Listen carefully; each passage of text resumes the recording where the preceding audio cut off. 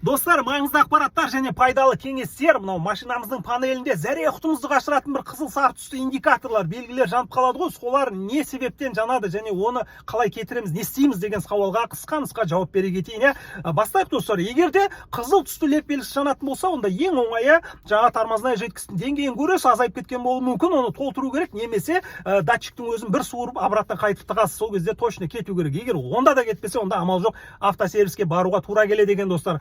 Екіншіден, егер сары түсті леп белгісі жанса, онда баллондағы жағы жел азайып кеткен деген сөз, желін бересіз, немесе ол жерде де датчик істен шыққан болуы мүмкін, оны көрсетіп істетіп алу керек достар. Үшіншіден, бұл өте қауіпті белгілердің бірі достар, қызыл түсті жағы термометр дейді ғой, градусниктің белгісі жанып қалса, онда перегрев двигателя дейді, охлаждающий жидкость, яғни антифриз немесе тасолдың уровенін көріп кішкене толтыру керек.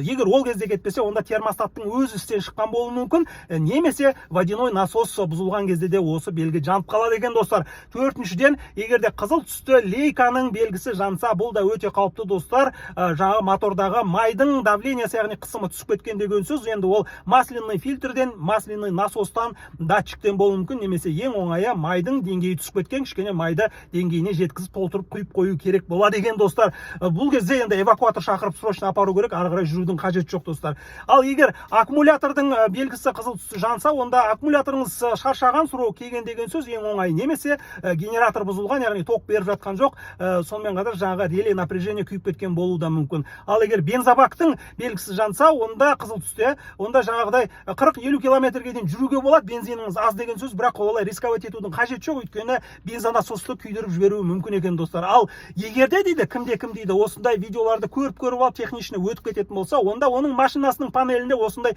белгілер постоянно жанып тұрады дейма, сондай бірдеңесі бар енді. Бірақ Абай атамыз айтқандай, біріңді қазақ, бірің дос көрмесеңіздің бәрі бос дегенде, бір-бірімізді дос көріп, қолдап отырсақ, онда мынау астымызда мініп жүрген көліктеріміз, Құдай қаласа, бір-бір емес, қос джиптарға айналып, ауыстырып, шиковать етіп, айдап жүретін күндерге жете берейік достар. Аман болыңыздар, сау болыңыздар, қолдауларыңызға рахмет. Көліктеріңіз ешқашан бұзылмасын.